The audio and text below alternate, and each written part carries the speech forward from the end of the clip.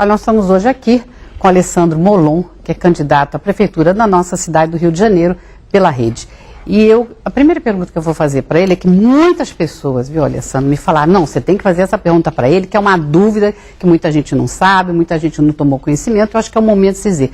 Você foi 18 anos filiado ao PT. Por que você saiu do PT? As pessoas querem realmente saber. E por que você escolheu a Rede para se filiar? O que levou você a sair do PT? Então, em primeiro lugar, eu queria agradecer a oportunidade, não só de responder essa pergunta, mas também de me apresentar a quem não me conhece. As pesquisas de opinião mostram que eu sou o menos conhecido dos candidatos e essa é uma oportunidade importante para mim, não é? Já que o tempo de TV é tão desigual, tem candidato que tem 2 minutos, tem candidato que tem 18 segundos, como é o meu caso. Então, uma oportunidade como essa é uma oportunidade muito importante, por isso eu agradeço. Eu saí do PT, Alda, porque depois de 18 anos lutando no PT para construir um país melhor, eu vi o PT fazer coisas boas em termos de inclusão das pessoas, mas vi também alguns erros graves serem cometidos. E eu dentro do PT lutava para que o PT reconhecesse esses erros, se desculpasse por eles com a sociedade brasileira e adotasse mudanças internas que impedissem que esses erros voltassem a ocorrer. Eu, no ano de 2015, fui ao 5º Congresso do PT em Salvador, levando uma carta assinada por mim e outros 34 deputados federais, ou seja, 35 de uma bancada de 63, portanto mais da metade, pedindo essas mudanças ao PT. No entanto, essa carta sequer foi votada. Eu ali percebi que o pessoal não queria corrigir os rumos e fazer o PT reencontrar a sua história em respeito até à sua militância, porque tem muita gente boa que acredita e que aposta no PT. Diante dessa dificuldade, que para mim parecia e parece ainda intransponível, eu decidi começar a minha luta em outro lugar e surgiu a Rede, o partido da Marina Silva, que é uma pessoa a quem eu respeito muito, admiro muito, ela também tem uma trajetória muito importante na luta pela superação da desigualdade no nosso país. Ela veio de baixo, aprendeu a ler aos 16 anos, portanto essa é uma causa da vida dela, e acrescentou a isso outras causas que eu considero fundamentais hoje em dia, como por exemplo a preocupação com o meio ambiente e com a construção de um ambiente saudável em que a gente possa viver. Cuidar do meio ambiente é cuidar também do ar que a gente respira, da água que a gente bebe e, portanto, também da nossa vida e da nossa saúde. Por isso vocês estão em parceria também com o PV, né? O Partido Verde está com você, né? Exatamente. Eu tenho a honra de ter o apoio do Partido Verde e do Partido Pátria Livre, que apoiam a nossa candidatura junto com a Rede. São os 3 partidos que estão coligados, apresentando para o Rio de Janeiro a possibilidade de construir uma cidade muito melhor. Aliás, quando você esteve aqui já alguns anos atrás, eu tenho a impressão que foi em 2008, hein, né? Foi mais ou menos isso. Foi. Gente, você já tinha uma preocupação enorme com o meio ambiente, né? Quer dizer, que então, até depois nós vamos falar sobre isso, mas eu vou deixar... Mas só para tirar uma curiosidade aqui, o Molon, por que você acha que o PT não quis assinar essas reivindicações, não só sua, como outros deputados federais, fazer essa reivindicação com essa carta? Qual foi a sua visão deles não ter assinado, não ter dado bola para esse pedido de vocês?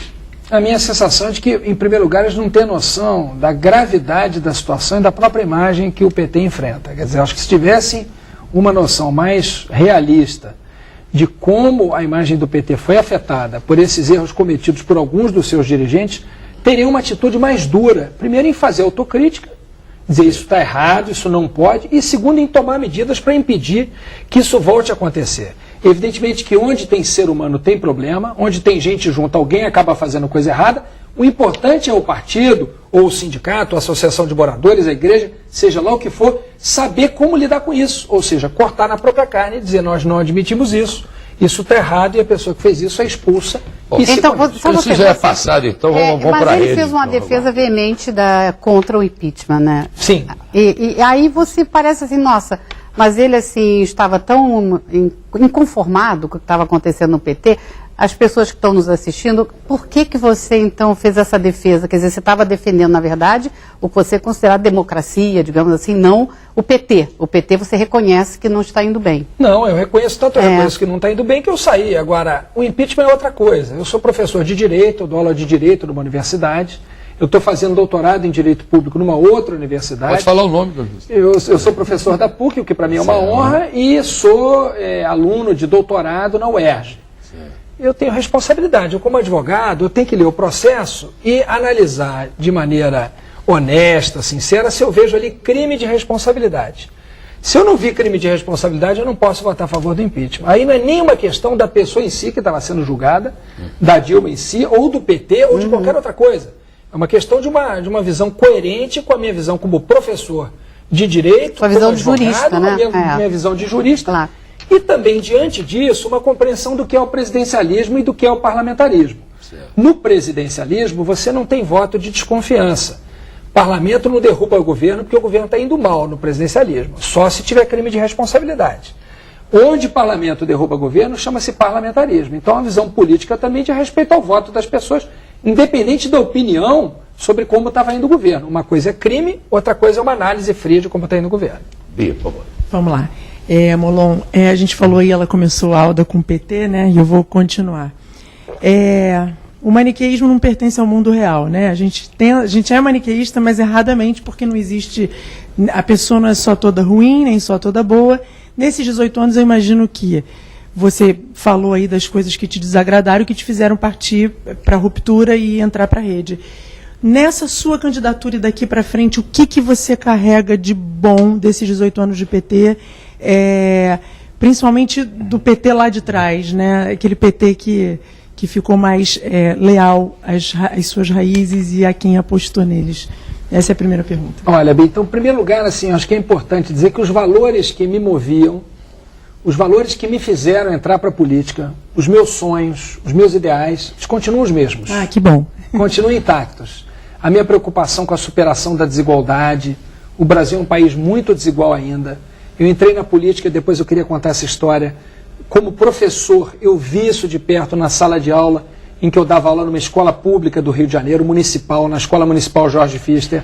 Então, a preocupação com a superação Você é professor de História? Sou professor de História e de Direito. Mestrado, né? Tem mestrado. E tenho mestrado em História também. Então, eu vi de perto a desigualdade e isso sempre foi uma coisa que me incomodou. Eu acho que não dá para a gente construir um país melhor se para uma parte da sociedade você não oferece alternativa. Não, e eu ia pedir para você, até como você é muito didático, para até explicar, porque isso é uma dúvida que eu vejo no povo em geral, independente de ser classe D, C, pessoas intelectualizadas. O que é preciso entender, eu acho que você pode explicar melhor do que qualquer um de nós, é que a desigualdade, ela não interessa só ao pobre. Diminuir as desigualdades interessa à elite também, aos ricos também. Ninguém quer um país muito desigual. Então, qualquer político que tenha essa preocupação já merece aplausos, né? Olha, Bia, a sua pergunta é ótima e eu vou lembrar de uma história que eu vi há pouco tempo. Eu participava de um seminário há pouco tempo na universidade. Esse encontro eu acho que foi em Harvard mesmo, essa palestra. E quem estava dando a palestra de encerramento era o homem mais rico do Brasil, o Jorge Paulo Lema, que é o maior proprietário da Ambev, assim, o mais rico do planeta, né? Do planeta. Meu filho é da Ambev, né? Então, ele fizeram uma pergunta para ele muito interessante, no final da entrevista. Disseram, na sua opinião, qual é o maior problema do Brasil? Eu confesso que eu imaginei que ele fosse dizer a corrupção, ou a carga tributária, ou o péssimo ambiente de negócios. E ele disse, o maior problema do Brasil é a desigualdade. E ele disse o seguinte, a mulher dele é suíça, ele disse, atualmente eu passo metade do ano no Brasil, metade do ano na Suíça. E ele disse uma coisa que me chamou muita atenção, ele disse, morando uma parte do ano na Suíça hoje em dia, eu vejo como é melhor a gente morar num país menos desigual. Porque é exatamente isso que você falou, a desigualdade é ruim para todo mundo. Sim. Até para quem tem muito recurso, muito dinheiro, não tem graça você estar sequer tentando aproveitar o dinheiro que tem e do lado de fora do restaurante onde você está almoçando, alguém bate na janela. Isso não é bom para ninguém, não é bom viver assim. Né? Falando num português claro, até para o empresário que vende, ele precisa ter mais gente para comprar. Sem dúvida. Pobreza não compra, né? Sem dúvida. Então, a desigualdade é um grande problema. E essa preocupação, que foi a preocupação que me levou ao PT, ela continua me movendo na minha luta política, para criar uma sociedade menos desigual, que garanta igualdade de oportunidades para as pessoas. Não é justo que uma criança comece a estudar com 6 meses de idade e vá para a creche com 1 ano, e outra criança comece aos 6 anos. A neurociência já provou que a primeira infância, de 0 a 2 em especial, mas se você pegar de 0 a 6, essa fase do desenvolvimento do cérebro, ela é decisiva para o futuro que a pessoa vai ter. Portanto, garantir para todos a oportunidade de desde a primeira infância ter a sua inteligência estimulada, entender a importância de desenvolver laços afetivos, entender a importância de resolver os conflitos de forma pacífica. Isso é fundamental para criar uma sociedade melhor. E não é justo que se faça isso apenas com uma parte da sociedade. Não é bom para ninguém. Depois a gente vai tentar resolver esse problema lá na frente com polícia. Não é com polícia que se resolve o problema de segurança. A polícia entra quando todo o resto falhou, Alda. Agora, a segurança começa lá na prevenção, verdade, lá na escola. Vocês citaram o Lema também está preocupadíssimo com a educação. Exatamente, né? eu ia dizer isso, que ele agora está entrando nessa área de educação, que eu achei uma coisa maravilhosa, porque ele é super preocupado com isso, e na verdade, sem educação, não vamos chegar a lugar nenhum. E por falar, como você, eu até vou aproveitar o gancho, como você é professor, assim, na área de educação especificamente, você está falando de, me parece que até criar mais creches, com uma educação bem mais voltada para isso, para o que você disse. O que você pretende fazer especificamente na área de educação que você acha que não está dando certo ainda? Eu tenho 3 focos na educação, Alda. Primeiro foco, creche e pré-escola para todas as crianças o quanto antes em horário integral. Creche, faltam milhares de vagas nas creches do município. Tem muito pai, muita mãe de família que não consegue colocar seu filho numa creche. Isso é um problema grave para todos. Para a criança, porque a gente está desperdiçando os anos em que a inteligência dela está mais aberta para ser estimulada, incentivada. Para receber, né? Para receber e fazer ligações. Porque o cérebro, o desenvolvimento do cérebro são ligações que vão sendo construídas entre os neurônios que dependem de estímulo. Se não tiver estímulo, as ligações não surgem. Então, creche para todas as crianças e pré-escola em horário integral. Pré-escola hoje no Rio de Janeiro é meio horário. 7 horas. Pergunto. Não, meio horário. É manhã ou tarde. A pré-escola, 4 e 5 anos. A creche, até ela tem mais tempo, ela tem um pouco mais extenso o horário, mas a pré-escola não. Então a gente tem que ter creche e pré-escola em horário integral para todas as crianças. Você vai me perguntar, mas Molon, não tem creche para todo mundo, falta vaga. Como é que você vai fazer? No primeiro dia de governo, a gente vai chegar e perguntar para todas as creches da sociedade civil, da iniciativa privada que tiverem na cidade, quem é que tem vaga ociosa? Você tem vaga ociosa, quer conveniar com a prefeitura? Eu vou comprar essa vaga e eu vou colocar um aluno financiado pela prefeitura aí. Por quê? Porque enquanto eu gastar os 4 anos para construir todas as creches e pré-escolas de que a cidade precisa para oferecer vaga, eu não vou perder um dia dessas crianças. Porque cada dia, na vida de cada criança dessas, é um enorme desperdício. Agora eu só vou fazer essa pergunta, você desculpa, eu já vou, porque tem um assunto. Por exemplo, você fala disso, mas você não acha que isso remete ao problema dos professores, que eu vejo também que os professores não vão à aula.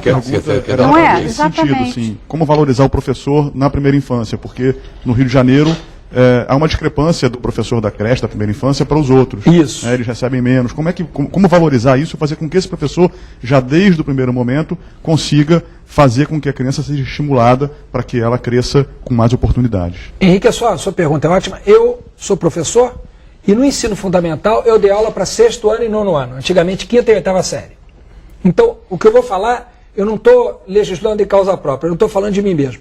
O professor da educação infantil, ele é tão importante quanto o professor do ensino fundamental ou mais. Então não faz nenhum sentido ele receber menos. Ele tem que receber pelo menos o mesmo salário que recebe o professor do ensino fundamental. Porque aquela fase é extremamente delicada e decisiva. Não é fácil ser professor de educação infantil.